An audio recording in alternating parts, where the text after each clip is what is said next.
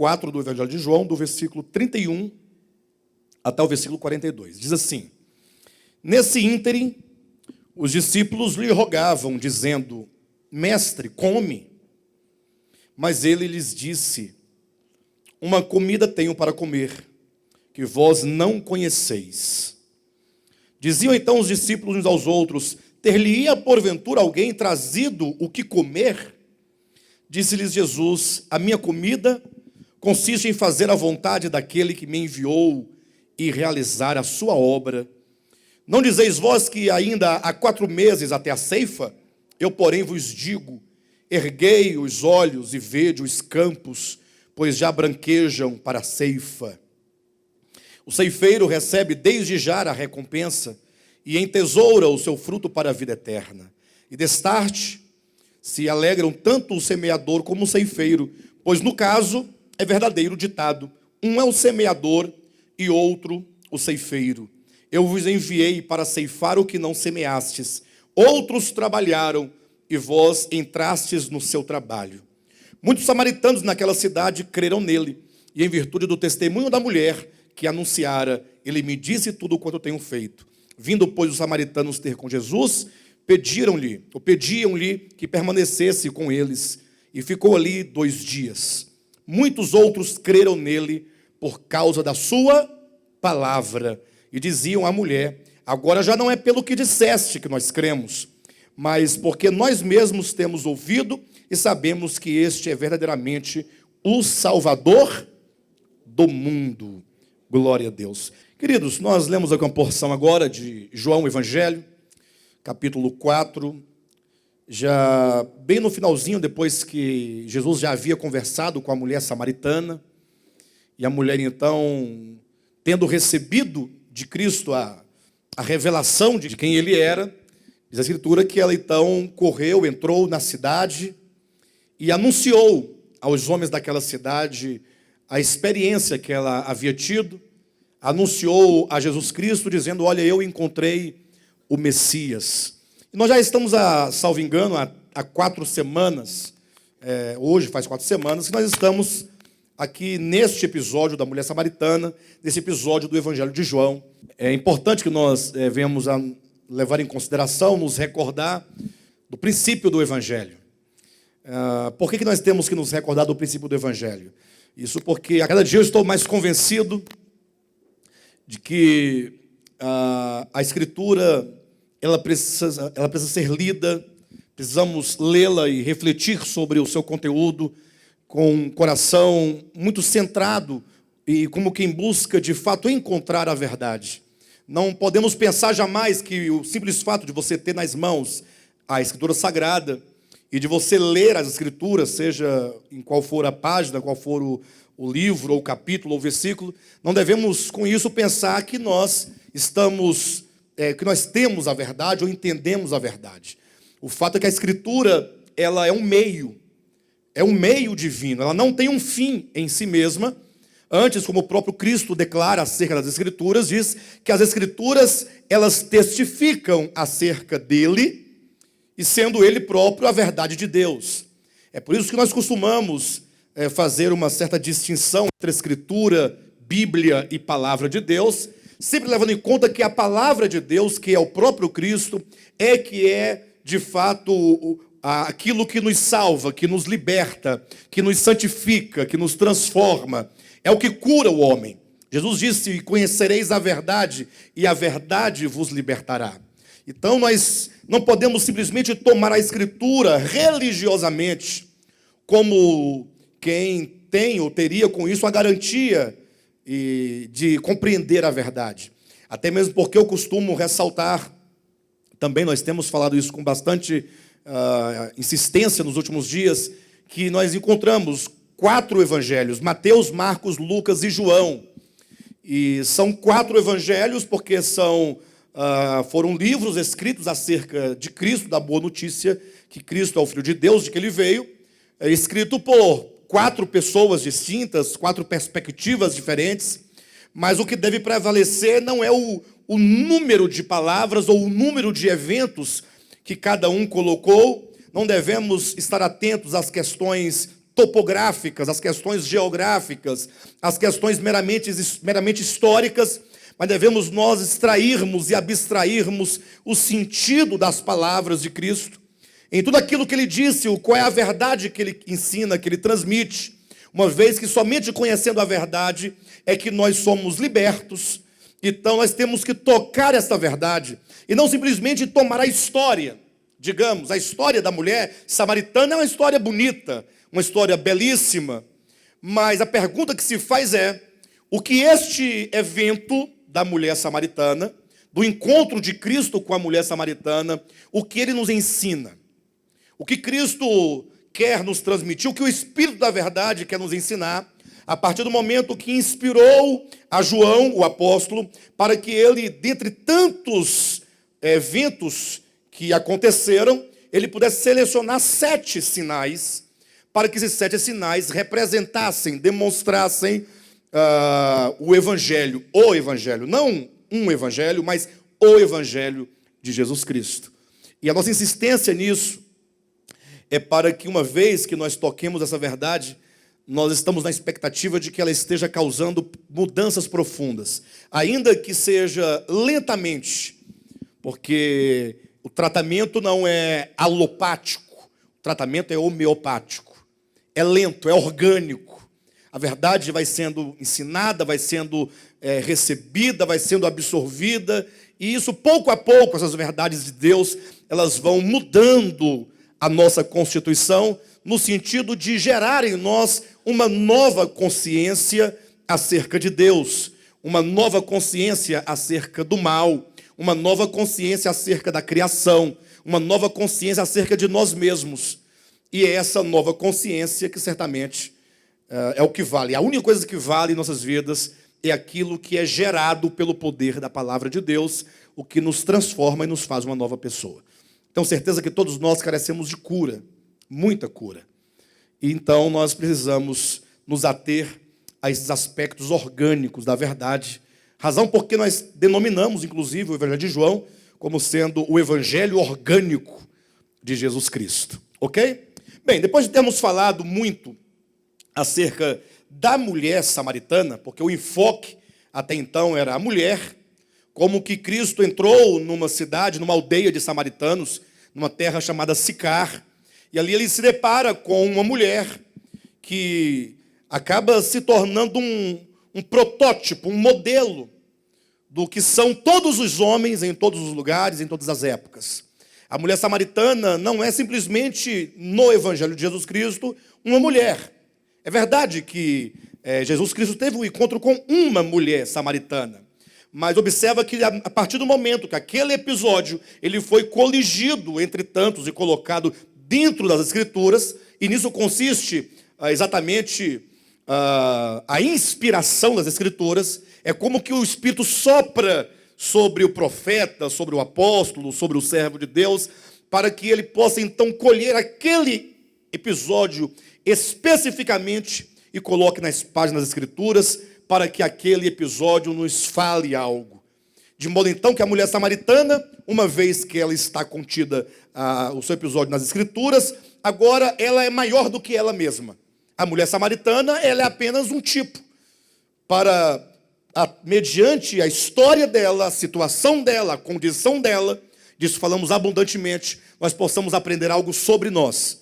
O fato é que Nicodemos, o primeiro encontro de Cristo, em João, aqui no capítulo 3, e agora a mulher samaritana no capítulo 4, são tipos daquilo que é o homem.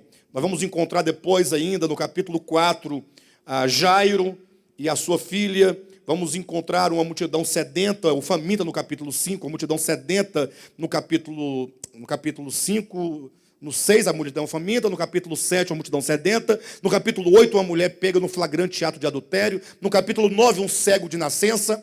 Sabe que todos estes, se você reunir todas as características dessas personagens, você vai encontrar então, vai ter uma compreensão clara acerca do que é o homem. E quando você então ver como Cristo se relacionou com todos eles, e para cada um deles, Cristo, como o Evangelho, ele traz uma solução. Ele aponta um caminho, ele traz o remédio. E aí com isso nós vamos entendendo quem nós somos e quem é Cristo, e como Ele trabalha para salvar a humanidade. Depois de termos falado sobre a mulher, hoje eu quero falar um pouco acerca de Cristo, dentro do episódio da mulher samaritana. Porque nesse episódio duas coisas acerca de Cristo me chamam muita atenção. A primeira é o fato de Cristo pedir para a mulher samaritana água. O diálogo começa quando Cristo, sentado à beira do poço, e aquela mulher se aproxima e Jesus simplesmente diz para a mulher: mulher, dá-me de beber. Jesus Cristo pedia água a uma mulher sedenta. No primeiro momento, numa leitura rápida, logo você pensa que Cristo estivesse cansado da viagem, e era meio-dia, o sol estava escaldante, e ele estava numa terra muito seca, e, portanto, nada mais natural de que ele pedir um pouco de água. Mas se nós lermos o texto com bastante atenção, vamos observar que Cristo ele chama a atenção daquela mulher para a água, para que então ele desperte no coração da mulher o desejo de receber ao próprio Cristo como a água viva, a água da vida. O fato é que o episódio começa e termina e Jesus não bebe água alguma. Tampouco a mulher pega a água do poço, ela volta para casa sem a água, porque inclusive ela abandona, ela deixa o cântaro junto à fonte e vai embora para a sua cidade sem a água que ela viera buscar. E um segundo aspecto que também me chama a atenção é o fato de que Cristo estava sozinho. Isso porque no início do texto é dito que Cristo havia dito aos seus discípulos para entrarem na cidade e irem comprar alimento. Então os discípulos tinham ido comprar comida. Ou seja, era meio-dia, era hora de comer alguma coisa, então eles foram, compraram. Quando chegaram, viram que Jesus conversava com a mulher samaritana. Nenhum deles quis questionar a Cristo por que ele conversava com uma mulher sozinho. Ficaram assim um pouco... eles ficaram achando estranha aquela cena, mas ninguém ousou questionar. Entretanto, disseram para Cristo: olha, aqui está, compramos lá o alimento, come um pouco, já é meio-dia, o senhor deve estar com fome. E estranho que eu digo, que me chama a atenção, o fato de Cristo ter enviado os discípulos para comprarem comida, só que agora, chegando a comida, ele também não come. Ele diz: uma comida eu tenho para comer, que é fazer a vontade do meu Pai Celestial. Os discípulos até pensaram: alguém deve ter dado alguma coisa para ele comer, porque não é possível que ele esteja saciado se agora há pouco ele estava com fome. Então eu quero falar um pouco acerca da fome e da sede de Cristo. Uma fome que não é saciada com o alimento físico. E uma sede que não é saciada com um copo de água fria, tirada de um poço ou de que quer que seja da Caesb, da Saniago, sei lá, de qualquer lugar. O fato é que há uma fome e há uma sede em Cristo, que aqui no texto representa algo espiritual. Cristo ele está com sede no início do episódio, e ele está com fome no início do episódio, e no final do episódio ele tem a sua fome e a sua sede resolvidos, matados. Ele está completamente saciado, ele está alimentado e saciado, porque ele comeu e ele bebeu, sem ter comido e sem ter bebido pão ou água material. Então existe uma fome divina e existe uma sede divina que só são matados quando ele alcança o objetivo da sua obra. Alguém poderia dizer: pastor, mas você simboliza tudo você toma por símbolo, tudo você toma para representar algo. Ora, mas o fato está aqui. Quando Jesus disse para a mulher samaritana: mulher, dá-me de beber.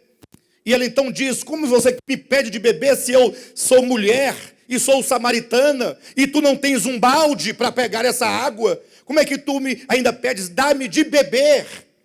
E Cristo disse: se tu soubesses quem fala contigo.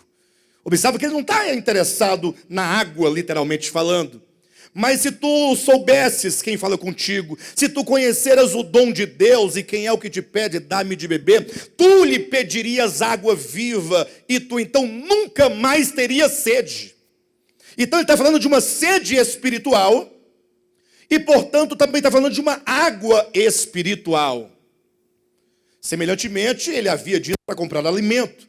Só que agora, uma vez que a mulher samaritana for alcançada pelo amor de Deus, e ela entrava na cidade levando a mensagem do evangelho para os samaritanos, Cristo disse: olha, uma comida eu tenho para comer, falou para os seus discípulos, e essa é fazer a vontade do meu Pai. Portanto, é o próprio texto, e não o Alexandre, quem está tomando esses elementos, a sede e fome, água e pão, para representar uma verdade que nós precisamos atentar, precisamos compreender, porque também nos diz respeito.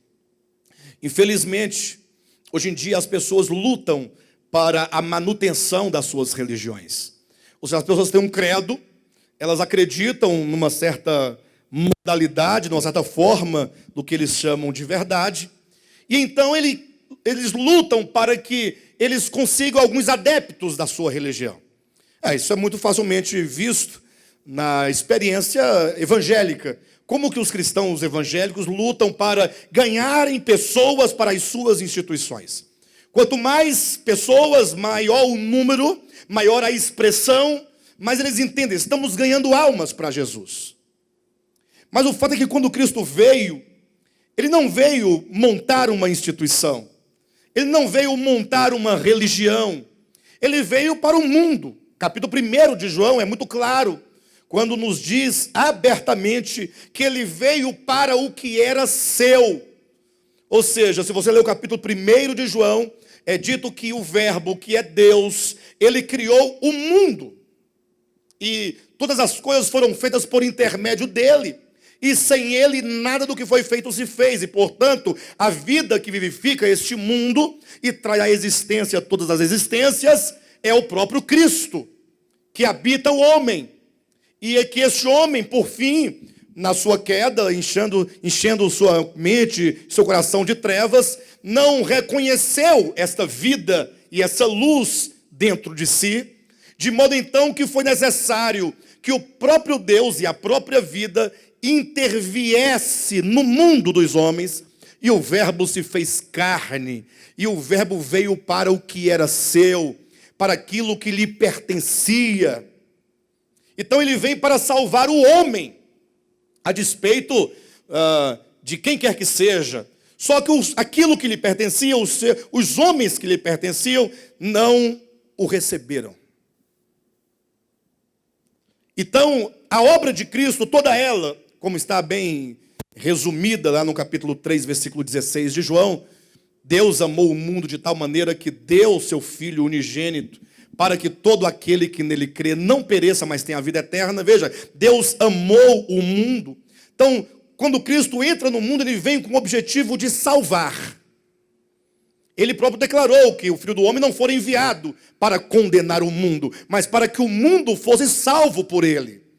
Então observa que há um paradoxo muito grande, ou há uma contradição muito grande entre a mensagem do Evangelho, que anuncia que Cristo veio salvar a humanidade, de muitos credos religiosos que apregou a condenação dos homens caso estes não venham para o seu seguimento.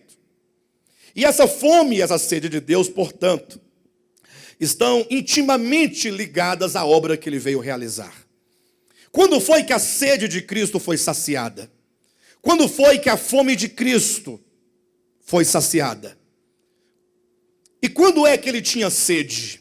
E quando é que Ele tinha fome? Então, o capítulo 4 de João começa dizendo assim, que era necessário que Jesus Cristo passasse por Samaria. Quando diz era necessário, não era uma necessidade geográfica. Era a necessidade de alcançar pessoas ali dentro, a começar da mulher samaritana. E a partir dela, alcançar outros samaritanos, alcançar outros pecadores. E se nós partirmos do entendimento judaico, de que os samaritanos, assim como os publicanos e as meretrizes, eram tidos por eles, pelos judeus, como sendo a pior espécie de gente possível e de pecador que havia no mundo, então podemos declarar sem nenhum medo que Cristo veio salvar os pecadores e veio salvar os piores pecadores. E, portanto, o seu desejo, a sua vontade, que era de realizar a vontade do seu Pai, que está nos céus, era exatamente uma fome e uma sede de almas. mas não de almas para si, mas de almas para o Pai. Almas curadas, almas restauradas, almas transformadas, pessoas libertas do jugo, do engano, da mentira, da ilusão, da perversão. E então Cristo, quando fala que tinha sede, ele fala: mulher, dá-me de beber. E dizendo para os discípulos: vão comprar alimento para nós comermos. Ele transforma tudo isso dizendo: eu tenho uma fome e eu tenho uma sede por pessoas. Já imaginaram quando nós começarmos a ter esse entendimento, o mesmo sentimento de Cristo? Ter fome e ter sede, no sentido de ter um desejo profundo, que corrói, que incomoda, um desejo de ver pessoas alcançadas pela verdade. Eu não sei se vocês aqui foram alcançados pela verdade. Cada um tem a sua própria experiência. A experiência é pessoal. Eu, particularmente, eu posso falar que eu ainda não alcancei toda a verdade. E nem sei se um dia eu vou alcançar toda a verdade.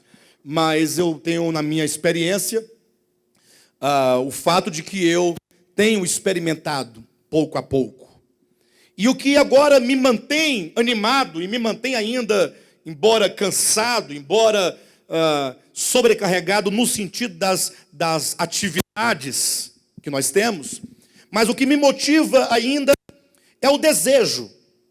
Um desejo insaciável de ver pessoas que consigam enxergar do modo como eu estou conseguindo enxergar. O desejo de ver pessoas que sejam libertas de toda sorte de escravidão, libertas do engano, libertas do pecado. Porque quando você ganha algo, logo você tem um desejo de compartilhar, de dividir. Sobretudo quando se diz respeito às coisas espirituais. Vejam nesse texto que acabamos de ler, como que Cristo, então, ele diz para os seus discípulos. Olha, vamos ler novamente, versículo 31.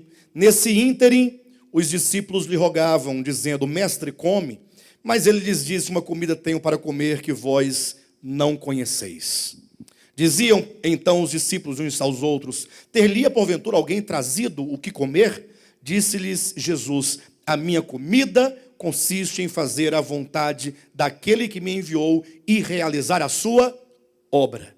Vejam como que Cristo estava fascinado, tomado pelo desejo de realizar a obra do Pai. E em que consiste a obra do Pai? Versículo 35. Não dizeis vós que ainda há 4 meses até a ceifa?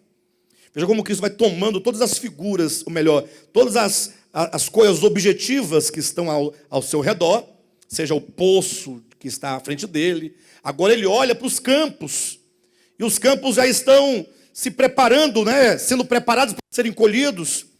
E literalmente falando, se dizia que havia 4 meses para a ceifa. E Cristo disse: olhai para os campos e vede. Vocês dizem que ainda há 4 meses para a ceifa. Versículo 35. Eu, porém, vos digo: erguei os olhos e vede os campos, pois já branquejam para a ceifa. O ceifeiro recebe desde já a recompensa e entesoura o seu fruto para a vida eterna. E dessarte se alegram tanto o semeador como o ceifeiro, pois no caso é verdadeiro o ditado: um é o semeador e outro o ceifeiro. Eu vos enviei para ceifar o que não semeastes, outros trabalharam e vós entrastes no seu trabalho. Veja uma hora que Cristo transforma a figura, ou melhor, os campos objetivos diante deles, para representar agora o mundo de pessoas. É como que ele dissesse: olha, o Pai, ele está trabalhando há muito tempo. Há muito que o Pai vem trabalhando por meio de homens, dons que foram dados à humanidade desde o começo da história. Vocês, Jesus falando para os discípulos, vocês estão sendo enviados para colherem, mas vocês não semearam, porque outros fizeram. Ou seja, a obra de salvação de Deus, ela não é feita única e exclusivamente por uma pessoa.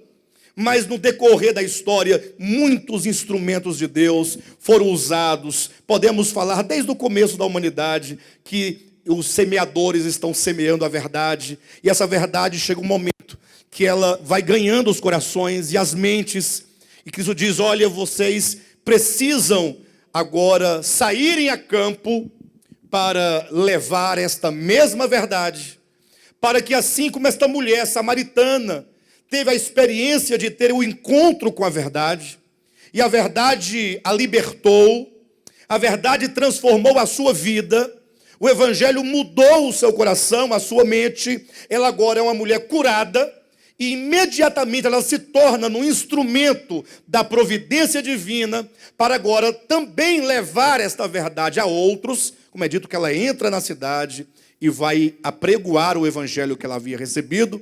Cristo diz que os discípulos também deveriam ter no coração esse mesmo desejo, essa mesma vontade, essa mesma sede e essa mesma fome. Abra comigo num texto bem parecido com este, em Mateus capítulo 9. Encontraram? Versículo 35 em diante.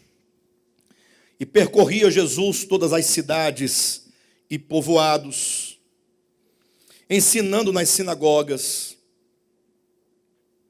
pregando o evangelho do reino e curando toda sorte de doenças e enfermidades. E aqui eu fico imaginando quanta beleza, quão lindo, quão maravilhoso é este coração de Jesus. E percorria Jesus todas as cidades e povoados, ensinando nas sinagogas, pregando o evangelho do reino e curando toda sorte de doenças e enfermidades. Vendo ele as multidões, e eram muitas as multidões, compadeceu-se delas, porque estavam aflitas e exaustas, como ovelhas que não têm pastor. Essa expressão, compadeceu-se delas, o termo grego usado, é como que significasse que quando Cristo olhou para as multidões, e quando ele viu que as multidões, as pessoas de toda sorte, estavam aflitas e estavam exaustas, como ovelhas que não têm pastor, Cristo se compadeceu, ele sentiu dores intestinais, cólicas intestinais. E eu quero chamar a atenção dos irmãos para esse aspecto, portanto, de Cristo. Esse sentimento de olhar para a humanidade, olhar para os homens e vê-los encarcerados pela mentira, e vê-los oprimidos, muitos deles até de certo modo supostamente esperançosos, uma esperança, não, mas um dia tudo vai se resolver, tudo vai mudar. Irmãos, quando eu olho para os cristãos, sobretudo os cristãos evangélicos, irmãos, o quanto esse povo sofre, é um povo sofredor. Só que eles têm uma esperança de que um dia o anjo vai descer e vai mover as águas e ele será curado, portanto, o seu problema será solucionado. Mães, falar em Dia das Mães, que sofrem por verem seus filhos escravos ou escravizados nos pecados, nas drogas, um mundo que está em ruína, pessoas que estão sofrendo, mas elas têm uma esperança. Só que essa esperança que elas possuem, e dizem possuí-la em nome do evangelho, em nome da verdade, é que um dia todo o sofrimento vai passar. Tem um texto lá de Apocalipse, capítulo 21, também no capítulo 7 também diz a mesma coisa, que Deus, por fim, enxugará dos olhos toda lágrima, não haverá mais choro, nem pranto, nem dor, nem morte, nem luto, porque tudo terá sido feito novo. Aí ficam então as pessoas na expectativa de um novo céu, de uma nova terra, de um reino, enquanto que o evangelho é aqui e agora. Eu não estou jamais tirando a verdade acerca desses momentos escatológicos que a Bíblia aponta. Mas o fato é que o evangelho não transfere para a eternidade o que Cristo fez hoje, ou já fez quando veio, e continua e quer fazer hoje. Quando Cristo andava, diz a Escritura, percorrendo cidades, aldeias, vilas, povoados, e ele viu as pessoas, as multidões de toda sorte, carregando a sua esperança, que tinha em Deus. O problema é que eles não entendiam, é que todas aquelas pseudo-esperanças eram apenas uma maneira que os religiosos, que os poderosos, que os caídos, que os opressores usavam e usam até hoje para poder manipular as pessoas. E Cristo diz, olha, se você conhecer a verdade ela vai te libertar. Ela vai te libertar. E você verdadeiramente será livre. Você não precisará mais ficar com medo de macumba. Já pensou? Não precisa ter medo de espírito mais, pastor. Coisa maravilhosa. Na última das hipóteses, você também não precisará ter medo da morte. Porque você vai ter o conhecimento do que é a morte. O maligno e os homens perversos usam de um tanto de estruturas de pensamentos enganosos, falsos, mentirosos, para manterem as pessoas cativas. Cristo andava nas cidades e ele via as multidões sofrendo. Mas um sofrimento que só Cristo podia ver. Só ele podia enxergar. E agora ele diz, olha, quantos puderam ver o sofrimento daquela mulher samaritana? Talvez tivessem muitos para apedrejá-la, para falar mal, para criticá-la. Mas quantos conseguiam ver naquela pessoa um filho de Deus em potencial? Ele se compadeceu.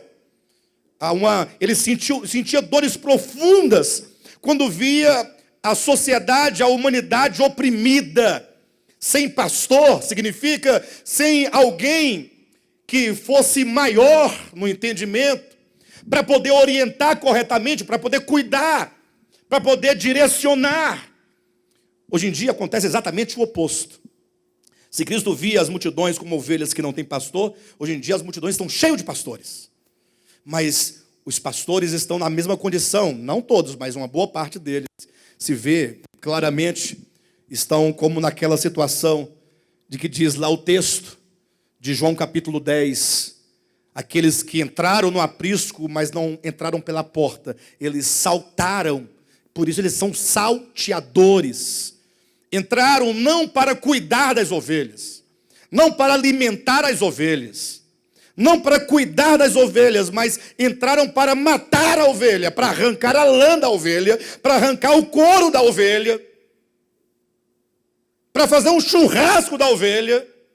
Por isso Jesus fala categoricamente, o ladrão, ele vem somente para matar, roubar e destruir. E esse ladrão não é o diabo, é o mercenário. É aquele que não é pastor, mas que leva a chancela de pastor. Mas tem os pastores, sejam eles não simplesmente os religiosos ou os que estão na liderança de uma igreja, mas homens verdadeiros e mulheres verdadeiras, que porque agora compreenderam algo da verdade, e isso é algo tão libertador, que agora essa pessoa também sente uma fome e uma sede de ver pessoas sendo libertas do engano, libertas da mentira, libertas do falso evangelho, o desejo de ver pessoas livres.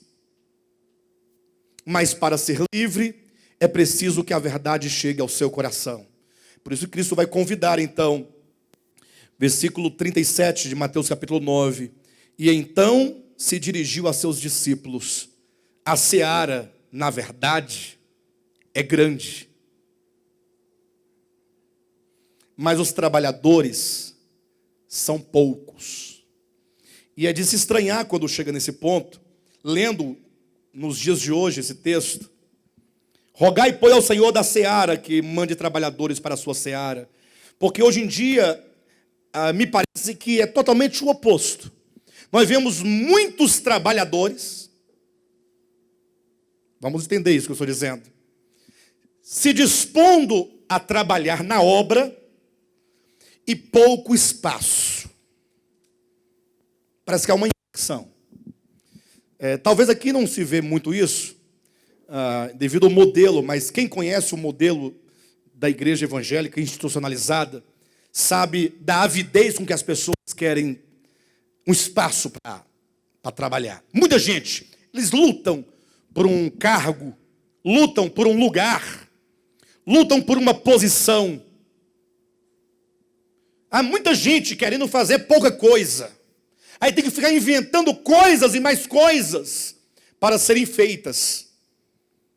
Se porventura tem um fulano de tal querendo trabalhar, mas não tem espaço, se ele ameaçar que vai sair daqui, aí a pessoa logo vai, o líder vai, não, vamos arrumar um negócio para ele fazer, vamos arrumar uma diretoria, vamos criar um departamento. Ainda que não necessite, não tenha necessidade alguma, mas vamos criar o departamento. Aí chama o fulano de tal, ele vem, aí recebe aquela diretoria, aquele departamento, aí ele fica feliz, porque agora ele tem um cargo. Eu estou trabalhando na obra. Na obra de quem? Eu quero saber que obra que é essa. Não, na obra de Deus. Qual Deus? O que é a obra de Deus? Temos que nos questionar. O que é a obra de Deus? Sabe que a obra de Deus é a manutenção de uma instituição com os seus programas? Ora, a obra de Deus, como Cristo disse, uma comida eu tenho para fazer. Ou melhor, uma comida eu tenho para comer, que é fazer a vontade do meu Pai celestial, realizar a sua obra. E qual é a obra de Deus, então? A obra de Deus é de redimir o homem, redimi-lo do poço de escuridão, de miséria, de angústia, no qual ele se encontra. Somente quando pessoas são salvas, verdadeiramente salvas, eu falo verdadeiramente, eu quero dizer com isso, porque tem muita gente que se sente salvo, porque agora recebeu um credo. Eu creio assim, na verdade, então agora estou salvo. Salvo de quê? A salvação é algo que se opera dentro do homem. A salvação é libertadora. E a despeito de qualquer coisa, uma vez a pessoa vai experimentando essas coisas, ela não é mais escrava de nenhum tipo de sistema, de coisa, de opressão. O que é a obra de Deus? Essa é a grande pergunta que tem que ser respondida. O que é realizar as obras de Deus? Então nós vemos muitos trabalhadores e pouco espaço, e a luta pelo espaço, por um lugar, por um cargo. O pastor Renato, uma certa vez, ocasião, ele deu um exemplo, dizendo que às vezes ocorre de alguém criar um posto só para satisfação da pessoa. Diz que já até aquele cargo é o terceiro vice-presidente, da campanha do quilo. A Amanda é a presidente. Seria a presidente, né, Amanda? Presidente geral. Mas aí vem depois o vice-presidente, aí vem o vice do vice, o vice do vice do vice. 3 vezes vice. O que você faz? Não, eu sou o terceiro vice-presidente da campanha do quilo. Não faz nada. Mas o fato de ter o nome, já a pessoa, quando falar comigo, me respeite, viu? Que eu sou o vice-presidente da campanha do quilo. Mas Jesus disse não. O que Cristo fala é a verdade. E hoje eu vejo nessas palavras tanta verdade como foi quando Cristo disse: então se dirigiu aos seus discípulos, a seara na verdade é grande. Irmãos, a seara é grande. Irmãos, o mundo é grande. O número de pessoas é muito grande. Pessoas, como diz o texto, que estão exaustas. Hoje, quando eu vejo uma pessoa exausta, espiritualmente falando, e eu vejo ela sob o engano de alguém, isso me dá uma angústia tão grande. Por que tem que ser deste modo? Por que tem que ser dessa maneira? Por que não trabalhar para a libertação das pessoas ao invés de oprimi-las? Jesus disse, olha, mas os trabalhadores são poucos. Isso é verdade. São poucos os trabalhadores. Quantos homens e mulheres, de fato e de verdade, tem no seu coração o desejo de ser um apêndice de Deus, uma extensão de Deus, de ser Deus onde quer que você esteja, entenda ser Deus, de você promover a verdade de Deus, de você ser uma extensão divina, onde você estiver, você ser um meio, um canal de bênção para uma pessoa. Pastor, mas eu não sei pregar, eu não sei, eu não gravo versículo, não entendo muita coisa, mas eu vou te contar uma coisa. O irmão Léo estava cantando agora aqui, nas ofertas, e o Gil estava tocando violão, e dali eu olhei e me lembrei. Interessante os dois juntos, né? Adorando a Deus, e saber que um dia desse o Gil era um exausto, aflito, né, Gil? Num cativeiro miserável. Se eu estiver exagerando, você pode falar. Pode aumentar. E de repente o Léo, o Gil era professor de violão do Léo. Aí o Léo falou, não, olha, você... Aí pegou uma mensagem, um DVD de mensagem, 5 minutos após a morte, falou assim, olha, Gil, dê uma olhada nessa mensagem aqui. Só isso que ele fez. O Gil chegou em casa, foi ouvir a mensagem.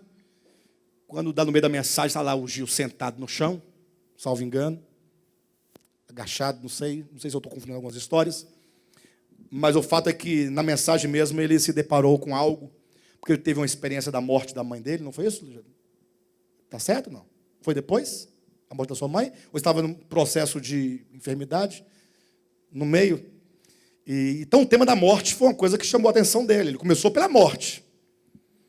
E então a mensagem alcançou o coração dele e hoje ele está aqui. No caminho de conhecer a verdade. É um processo. Não é algo que acontece do dia para a noite. Mas a mulher samaritana foi lá e disse para o Gil, olha, eu encontrei o Messias, não o Alexandre, a verdade de Deus. E Alexandre foi apenas um canal, mais um instrumento, para que a verdade chegasse ao Gil. O Gil era católico, apostólico romano, de batina e tudo. Hoje está aqui conosco, sem batina. Para a glória de Deus. Então, quantos de nós, é essa a pergunta que eu quero trazer aos irmãos hoje, a reflexão, eu quero trabalhar essa ideia, quantos de nós temos o desejo de falar, Senhor, eu quero ser um desses poucos trabalhadores. São poucos, mas eu quero ser um instrumento da graça de Deus. Eu quero ser alguém que possa cooperar de alguma maneira com essa obra divina de salvação, de transformação, de cura dos homens. Esse ministério de Volta à Palavra, ele tem uma missão muito grande. Os irmãos que têm acompanhado desde o início sabem que nós temos caminhado dia a dia numa direção, não são poucos os obstáculos que nós temos enfrentado, são muitos, de toda sorte, de todo tipo, mas pela graça de Deus, Deus tem nos levado cada vez mais à compreensão do que é a verdade. Nós temos insistido num ponto, e os irmãos precisam tocar essa verdade, tocar esse aspecto da verdade. E se alguém tiver alguma dúvida, tem que me procurar e falar, pastor, eu quero conversar para entender melhor esse aspecto que eu não tenho compreendido bem. Nós temos dado ênfase à questão orgânica do Evangelho. O que significa a questão orgânica do Evangelho? É porque imaginem vocês que o Cristo de Deus, que é o Salvador da humanidade, aquele que é o Cordeiro de Deus, que foi morto desde a fundação do mundo, ele se manifestou no tempo. No tempo foi a sua manifestação. A morte dele, de fato, já ocorreu ou ocorrera muito antes de haver mundo. Mas, historicamente, ele se manifesta. Então, todo o seu trajeto, desde a encarnação, viver humano, sofrimento humano, até ele chegar na cruz e ali derramar o seu sangue humano, e então ele ressuscitar ao terceiro dia. Todo esse trajeto é apenas uma demonstração da verdadeira morte que já operava nele desde quando ele disse, Pai, aqui estou para fazer a tua vontade. Agora, o problema de tudo isso que eu estou trazendo é que desde o catolicismo romano para cá, que começa no quarto século da era cristã, surge a igreja institucional ou institucionalizada. E aí começa agora uma pregação de teologias. O que é uma pregação de teologias? É quando se estrutura um pensamento a partir de alguns textos da Bíblia que reunidos parecem trazer a sustentação de que a verdade seja aquilo que está escrito. Aí você passa a acreditar num conjunto de coisas. Você tem uma confissão longa e até uma confissão coerente muitas vezes. Ora, a igreja romana, por exemplo, e agora depois dela os protestantes, a igreja reformada sobretudo, eles lutam pelo credo, pela ortodoxia. Eles lutam pelas teologias sistemáticas, pela organização do pensamento.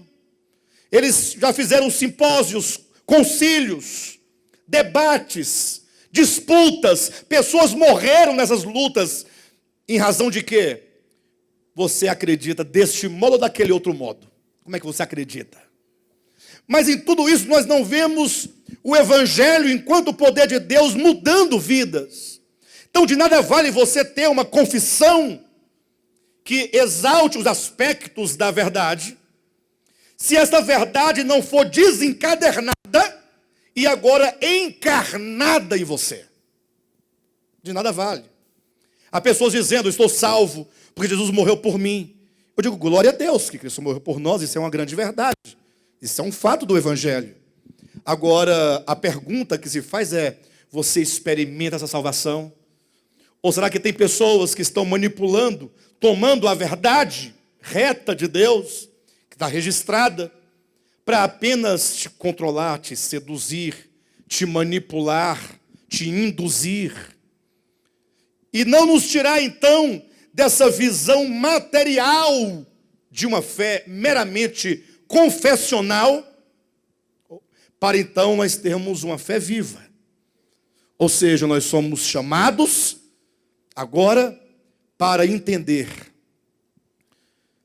o significado verdadeiro da morte de Jesus.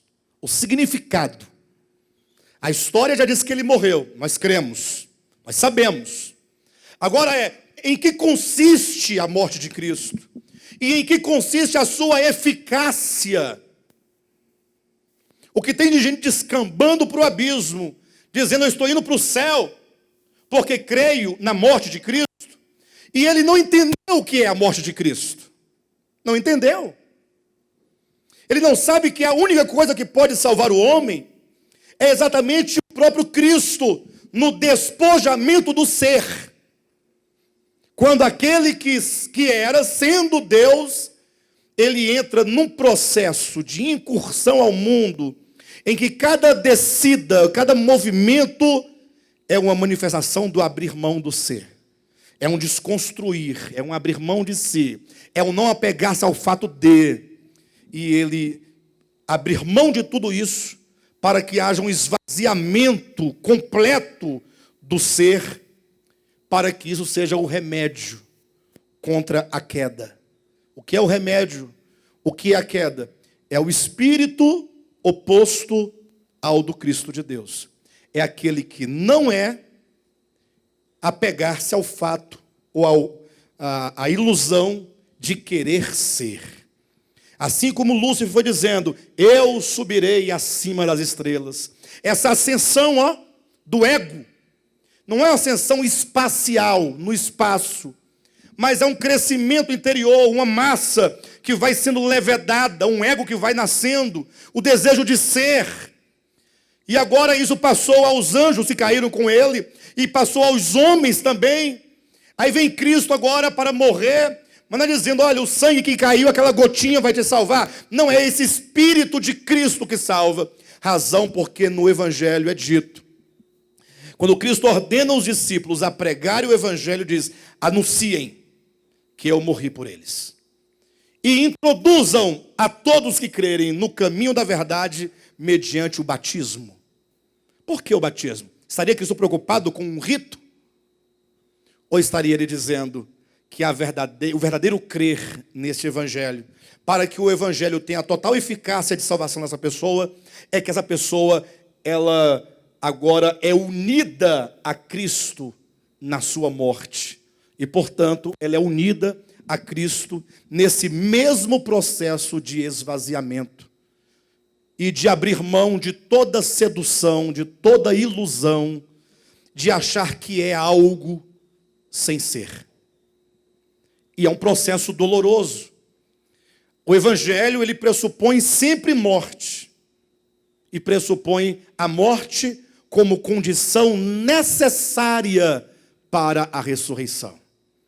E aí, como é que as pessoas fazem então? Então dizemos, olha, Cristo morreu tal dia. Vamos até comemorar a morte de Cristo no dia tal, do mês tal. Perfeito. E aí ele ressuscitou. Aí vão discutir ressurreição corpórea ou não corpórea. Aí vamos discutir como procedeu, como sucedeu aquela ressurreição.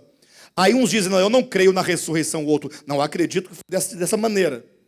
E aí fica essa discussão longa, e não entendem eles que, a despeito de qualquer mistério que envolva a verdade da ressurreição corpórea de Cristo, o fato é que o que me interessa ao crer no evangelho é a minha consciência de que há um pressuposto para que eu também experimente a ressurreição.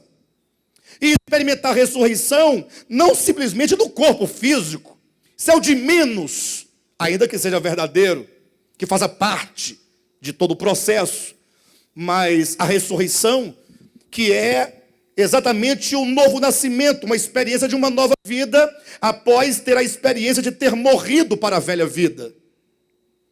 Já imaginaram quando nós começarmos a experimentar uma vida de ressurreição? Não espere morrer para sepultar o seu corpo, para depois uma voz chamar, saia da terra todos os corpos ressuscitados e os corpos saindo. Não espere por este momento. Precisamos experimentar o evangelho hoje, morte e ressurreição hoje. A ressurreição do corpo, embora verdadeira, quero reiterar, será o de menos, é o que menos importa, o que menos interessa, no sentido de que, havendo a ressurreição do corpo, será um corpo incorruptível, seremos libertos de todos os efeitos do pecado sobre o corpo, mas a maior libertação é quando a alma, ela é tirada completamente do poder do pecado, do poder da ilusão, do poder do engano. Então hoje, olhando para o mundo cristão, e mesmo para o mundo não cristão, quantas pessoas estão sofrendo em razão do engano, depositando sua fé, depositando sua vida. E Jesus olha e diz, olhai para os campos, vede. E eu quero apelar à igreja para que nós nos despertemos e para que cada membro desse ministério possa buscar em Deus ter a mesma fome e ter a mesma sede e ter o mesmo olhar e ter o mesmo sentimento. Falar, Senhor, eu quero ser um instrumento útil para que os homens sejam alcançados. Que tal? Você deseja isso? Você desejar por isso? Talvez você não tenha um desejo ainda. Não, pastor, até hoje não tem um desejo ainda, né? E isso porque nós somos tomados por um espírito muito egoísta muitas vezes. Não, eu já entendi. Então, desde que eu tenho entendido, eu vou agora viver a minha vida. Eu posso viver a minha vida tranquilo, sem se preocupar com as demais pessoas, sem sentir no coração o sofrimento das outras pessoas. Então nós temos que pedir, Senhor, me dê essa fome e me dê esta sede, para que eu seja desesperado. Eu tenha um desespero dentro de mim, para que eu tenha um desespero, para que eu veja pessoas conhecendo, pessoas sendo libertas, pessoas sendo curadas, pessoas sendo transformadas. É verdade que a nossa ação, simplesmente a nossa ação, não garante que haja cura de fato e transformação de fato. Mas nós, como canais de Deus, temos apenas que levar a mensagem, levar a palavra, para que as pessoas possam se despertar. E eu sei que há uma luta muito grande daqui para frente, porque nós temos que ter um trabalho de desconstruir muitas coisas. Há muitos enganos que estão construídos, edificados, verdadeiras fortalezas na alma humana, no coração humano, e que você precisa chegar para a pessoa, e quando você começar a falar para ela, logo, mesmo ela estando na opressão, ela vai em defesa daquele engano que ela tem por verdade. Aí você tem que dedicar tempo orando por aquela pessoa, conversando com aquela pessoa, tendo paciência, mostrando. E o Espírito de Deus aos poucos vai lançando luz, e essas fortalezas vão sendo destruídas e quebradas, e daqui a pouco ela está se abrindo para a verdade, daqui a pouco ela está abandonando aquela pseudo-verdade que ela tinha outrora, e aí então começa um processo de edificação da verdade no coração daquela pessoa. Aí você vai ver nos frutos. Aí Jesus disse, olha, vocês não semearam, eu estou enviando vocês para colherem o que vocês não semearam.